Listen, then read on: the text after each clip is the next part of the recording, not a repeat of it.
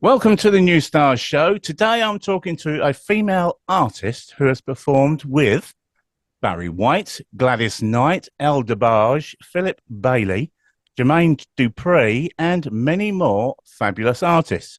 My guest has a 5-octave range and is predominantly worked as a backing singer. Now, I'll be playing songs from my guest's album, Just Believe in Love, and covers of original songs, Free and Harvest for the World. Now, there are many articles online that skate over the top of my guest's life, but today we get to know the whole of my guest. It is Patrice Isley. Welcome to the show. Thank you. It's such a pleasure to be with you and your wonderful fans. Thank you. You're very welcome. Now, let's clear up a lot of this speculation here because I've been looking online and I cannot find anyone that knows your connection with the Isley Brothers. So, what is your connection with the Isley Brothers? Thank you so much for asking that question. I'm actually married to a gentleman. His name is Myron Isley, and they're actually distant cousins through North Carolina. You can go back, it goes back to slavery days. It's an interesting story, maybe for another time. So it's through marriage that I have the Isley relation.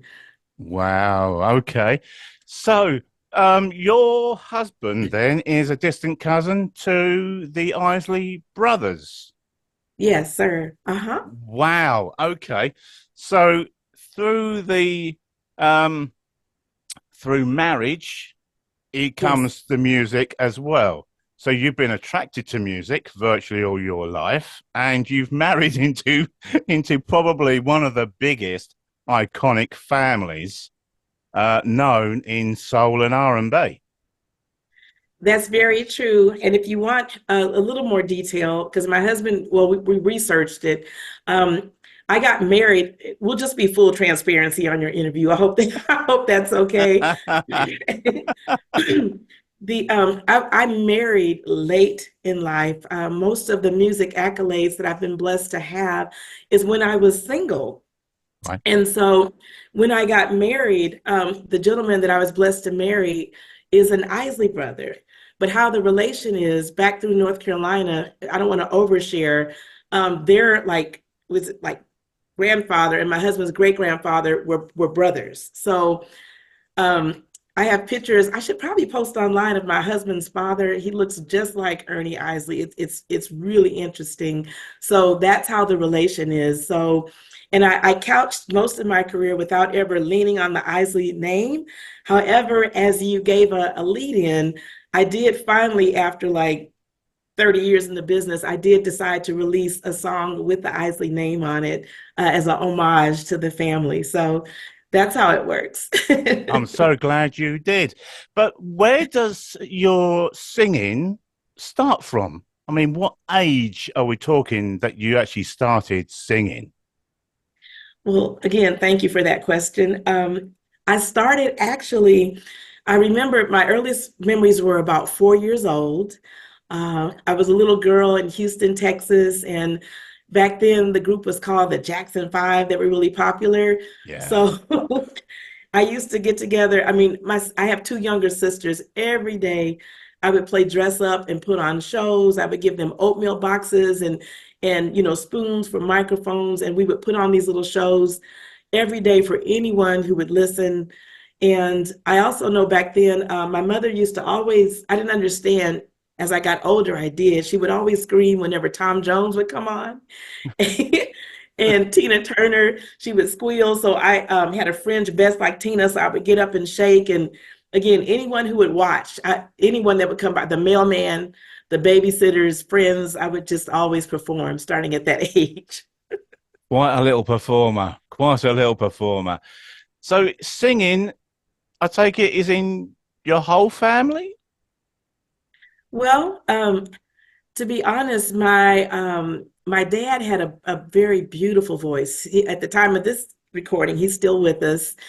And I used to hear him go through the house a lot and sing everything from Sam Cooke licks to the Temptations. He had a very deep bass and baritone voice. And then I would hear him sing the Eddie Kendricks high parts. So that's where I first found out that a voice could have a range to it, you know? Mhm.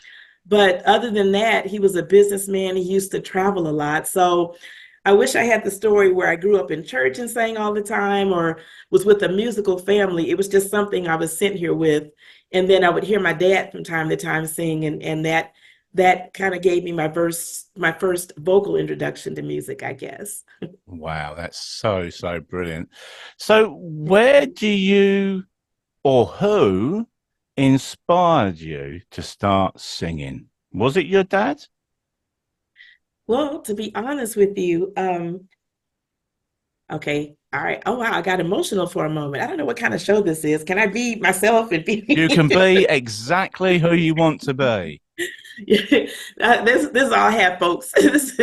I got emotional for a moment because my mom wasn't much of a singer, but she had a very diverse musical diet.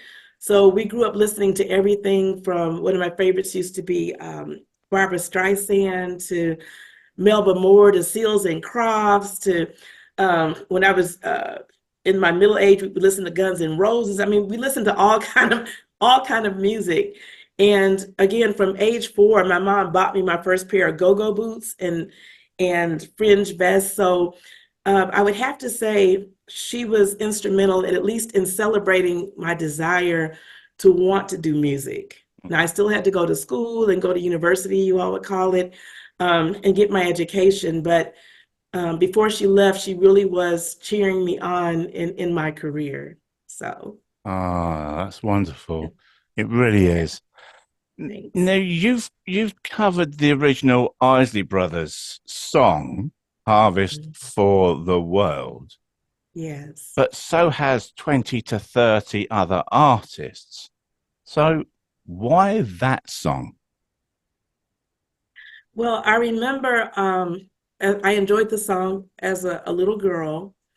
And then in the age that we're living in right now, it's such a powerful song of love, acceptance, family, community.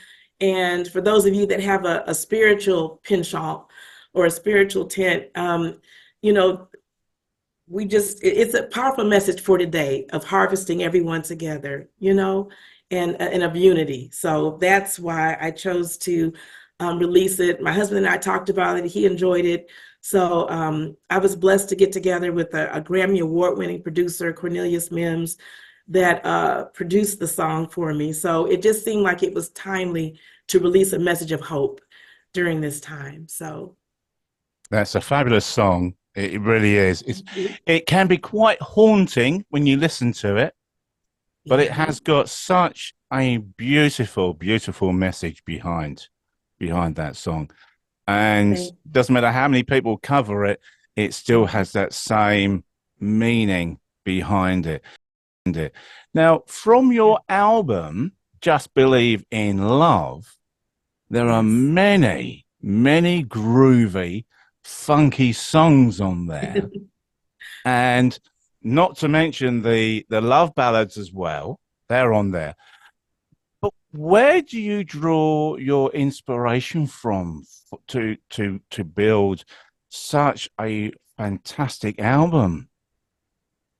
Oh wow. That was well, at the time, as I mentioned, I married a little later in life. So those of you Mhm. that are still believing for love, like the first album said, I was happy that I hadn't been left out to find love. I mean, I was busy touring with, like, humbly stated, with over 30 different artists. I was working all over the place. And I remember hearing a quote from Barry White, who was the first professional artist that I went on tour with.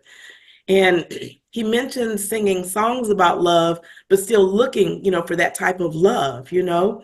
So when was blessed to meet my husband, it just gave me hope to believe in love. And I know that sounds corny, but that was my deepest inspiration to try to pull all of my years of experience in singing and touring, the good times, the laughter, the pain, and try to put it in an album that everyone could relate to. And also, again, another note of transparency. Um, a lot of times people expect, okay, I'm going to get in trouble. I'm just going to say it. Um, I'm a Black woman, I'm African American, over 30, okay, over 40, whatever. They expect you to sing, R&B or to sing a certain genre. Well, those of you that would take a listen to that project, I sang in Spanish. I had a bluesy country song. So this was like my entree to show a range of music that was all, if you listen to each song, each one talks about love, but in a different way. So that was, and no one's ever asked me that, by the way. So that was the onus behind my doing the album, Just Believe in Love. You mentioned, you wasn't going to mention it, but you did, the fact that a Black woman is expected to sing soul, R&B, Motown, that kind of genre. Mhm. Why do you think that? Do you think it's just a natural label that the music industry puts on someone that is Black, or is it because Janet Jackson? She was a massive pop singer. But she didn't sing Motown or R&B. So Ve- yeah. are we saying then that someone like Janet Jackson broke the mold for Black women to sing absolutely whatever they want to sing about, whatever genre they want to sing in? This is good. I love this interview. I would say no. I know that you could put, well, there's Whitney Houston. Mm-hmm. So I would put Tina Turner first because she cracked and broke over in rock and roll. Yes. Yeah. And then Janet Jackson did pop. Yeah. Whitney Houston also did pop, and she did some soul and R&B. Yes. And I appreciate all of those women. Me, again, because I'll be honest, because I'm more mature, trying to break in with, let's say, labels or certain industries. At the time, a lot of them initially started, that's kind of what was available. And that's some of the conversations that I've heard as of late. But now you're right. Here we are in, well, I won't say the year because hopefully they'll play this forever. But now people are more open to other genres. So at the time that I did that album, that was just my way to say, at the time I was looking like at a Prince or a Stevie Wonder who do different genres, you know? So like I mentioned, I do have pop on there. I have soul rock. I have bluesy country. So to answer your question with Janet Jackson, she had a beautiful pop and, tint of R&B. Whitney Houston had a beautiful, pop and some R&B. With Tina Turner, rock and roll and soul. So I took mine and just added some additional genres on it. Yeah. So yeah. So it just goes to show it doesn't matter what color you are, you can do and perform whatever genre you want to perform in. End Yes, of. and that was my statement that There I you meant go. to say. Exclamation mark. Yes. So this is your only album so far, isn't it? So far, although I Oh, do hang have on. another Yeah. complete album that is ready to be released, and I'm excited about it. I don't want to overspeak or speak ahead of time, but it's time for the next album to be released. So I'm so excited. So you should be, because there is a bit of a long gap between that one and this one now, isn't there? So is that the time of writing the songs, producing it, and then going to press ready to release it? Is that the delay in there? Well, I guess I should say yes and no. This record or this album that is going to be released this year, we actually recorded it back in 2020. So it was just a few years after the one that was released. Oh, right. And we recorded it right at the cusp of the pandemic, right when it was starting. Um, to answer a deeper question, as much as I love to sing, one of my hugest God-given gifts is my ability to songwrite and produce. Usually, that first album you heard, Just Believe in Love, and I welcome you all to download it and go to my website, patriceisley.com, to find it, was done, believe it or not, in a week. Wow. I was Okay. blessed yes, I had some cover songs on there. Some of them were originally written, some were co-written. So I'm really blessed and gifted at being able to listen to the wind or to walk into the studio and hear a song and turn the mic on and the lyrics just come to me. It's one of my strongest gifts. So with that being said, we did get together. We have a gentleman that we flew in. His name is Eric Dennis. You're going to hear more and more about him. And a few other musicians. If you'd like me to name later, I don't want to, take the Yeah. interview in a Yeah. direction you didn't mean to, but we have some really heavyweights that are on this next project. So we recorded it, but it's just the mechanisms of being able to get everything packaged and then released. So it's ready. It's been ready, but now's the time. So you've said you've got some heavy hitters. So come on then, spill the beans. Well, who are these heavy hitters? Well, one of the gentlemen, all right, here we go. Neil, who are you? You're just pulling things out of me. One guy, I'd like to name him first. There's no particular order, but I'll name this gentleman first. We recorded at Tom Schumann's studio. He's with the group called Spiral Gyra, for you big jazz fans. He's an amazing keyboardist, and he was just amazing to work with.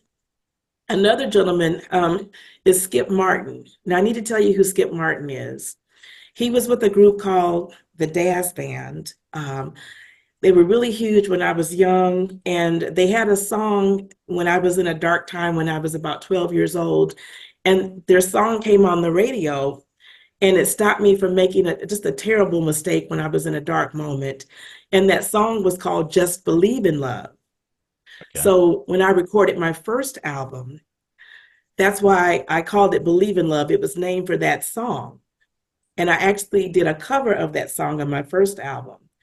Fast forward, when I was working with Tom Schumann, he ended up introducing me to Skip Martin. And Skip Martin played on 2 songs on this upcoming album. So I know that was a long story, but No, that's so no. cute. So Another what? gentleman is, oh, go ahead. What were we going to Go, go, say? go, go, go, go. Finish. Another gentleman is named Morris O'Connor. He is a fabulous guitarist and vocalist that's been with Earth, Wind, and Fire for years and currently works with them. So he's on the project. Greg Thomas, that's been with George Clinton for over 35 years. I mean, I can go on and on. So I'm just really excited about it. Yeah. Wow. Give me 3 words. Okay. 3 words, right, to the answer to this question. Yes, sir. What excites you about music? 3 words to summarize. Giving, purpose, exhilaration. Wow. Okay. Explain. Right. Neil, I'm telling you, the reason why when I wake up, when God wakes me up in the morning and I take my first breath and I realize I'm on this side and not the other side, my sole purpose is to use what he's given me in my voice and my writing to give to people, and it's through what he's given me in the arts with singing and doing music. I can act and do other things too, but this music is a way to give people hope. It's a way to inspire. It's a way to give life to people. I've known people it's changed their marriages, stopped them from suicide. I mean, it's a ton of things. It's such a powerful force. So music is my way to give. So giving is the first word. The second word is purpose. Presently and in my life, I've had to do a lot of different things to sometimes make ends meet. However, I know my purpose is to be able to be a blessing to people with sharing through the art that I've been gifted with. So that's purpose. And then exhilaration is just exhilarating when I have the chance to, of course, be on an interview like this where I get to talk about my purpose and someone is actually they're caring and your listeners are still listening. And when I get a chance to perform live and you feel like I just feel a channel coming through me to give to people and I feel that love coming back. So it's just I should have said exhilarating, but it's just an exhilaration situation. So Wow. those are my three words. I'm so glad we did this actually because you are bowling me over. I really am. Oh, Has there ever been a time though? We all get these times, even I do in the radio world. But have you ever had a time that you thought, that's it, I'm done with this? sure. Yeah. Yes. Yes. I guess that comes to visit all of us from what your comment says. It's like I'm done with this, you know? Um, and that's where the first album came because I realized that, you know, this is something that I'm supposed to do. And God always has a way of sending little voices or whispers or a person or an inspiration to tell you, I know you want to stop, but just do one more step. And once you do that one more step, it seems like the energy comes in to carry you on to continue, you know? And my personal one is like I said, I'm blessed to have a spouse and he'll do that, or you have a best friend that'll whisper in your ear, you know. So I have a best friend. She's like, "Oh no, we've come too far. You got to keep going. You got to keep going." Good friend of mine named Dr. Robbie Mitchell. Yes, she's like, "No, no, no." So, so I'm thankful for those people that help, you know, to help all of us. Um, you've performed with so many great artists, and we would say, wow, we would say, wow, you're so lucky to be alongside them on the same stage as them, even Mhm. supporting them. But is it Mhm. really the case? Or have you met some artists that were not that nice to work with? Oh, yes, of course. Because artists are just people, you know. You'll meet some people that are nice, some people that are kind, giving, other ones that are just not having the best day, and others that's just how they are. So, yes, sir. Which artist would you say has been the most, I want to say awesome, but it's not really the right word to use, but which which artist would you say has got to be the best artist that you've worked with or done the backing vocals for?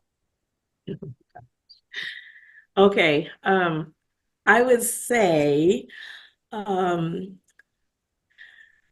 El DeBarge. Okay. Okay. And the Um, reasons why for that? yes, sir. Uh, again, well, to be honest with you, at the time I had been on the road back and forth with various artists and blessed to do, well, I was living in LA at the time. Just every television show that had music on it, I was blessed to sing with an artist, you know, background with them, or touring in Europe and back in the States. And I got the call to work with El DeBarge. And I grew up like roller skating to his music, and you know, I was a fan. But what happened when he came into the rehearsal, he had perfect pitch, and he was very challenging. And I love artists that can challenge you to grow. And in the rehearsal, he was doing all these magnificent vocal arrangements, and you could hear, you know, it was challenging. He called me Songbird. He always had me at the top, and he would come up with these creative arrangements. But then all of a sudden, his mom comes into the rehearsal studio, and then some more of the family members, and it turned into just like a family concert every time we had a rehearsal, you know. His mom would say, Al, Al. She would start playing a song. She's like, catch this song. And he would sing. So it was just being like bathed in a music cacophony, you know, in the midst of being in a rehearsal. So it just felt like love and, you know, family and sound and music. And yeah, so I enjoyed that so much. Yeah, I did. A music concophony. That's a word I've not heard for a while. A concophony. That sounds like Yeah, some dead music, doesn't it? Concophony. sure. Yeah, but yes, a cacophony. Sir. If you could perform with any living artist that you haven't performed with before, who would it be and why? Hey, let's do Taylor Swift because she's global. That'd be my first choice. Yes, Now, sir. are you going with Taylor Swift because she's been on the news and in media and for probably She's all the wrong reasons? But there you go. well, yeah, well, at the time of this taping, you know, she's shaking the earth. I mean, they said the earth was moving at her concert. So I would say Miss Taylor Swift. Yes, sir. She's the biggest thing going. Okay, so you want to perform with Taylor Swift because you never performed with her before. Now, would that be as a backing singer or would it be as an actual duet with Taylor Swift? I would love a duet a new duet that I have written. Yes, that's what I would love. Oh, okay. Which one would you ask her to sing with you? I have a song that's hopefully soon to be released. It's called Overwhelmed. I know she likes to write songs about relationships and coming in and out of them. And this song it's a beautiful song that where the title thinks that you're overwhelmed with bad things, but when you listen to it, it's about love. So that's a little preview. It hasn't been released yet, but she would it would be great to do that. Would you It's a ever ballad. would you ever write a song and Mhm. send it to an artist and say, sing this for me? I would love to do that. Yes, because I love writing. It's one of my I'm happiest one of my happiest places besides the beach is in the studio. So yes, the answer is totally yes. Do you get them sleepless nights where you're sleeping merrily away and then suddenly you wake up like a bolt out the blue and you've got to start writing? Neil, it sounds like you're a writer as well. 'Cause, No, no. I you just know, I've interviewed a lot of people hundreds over of people.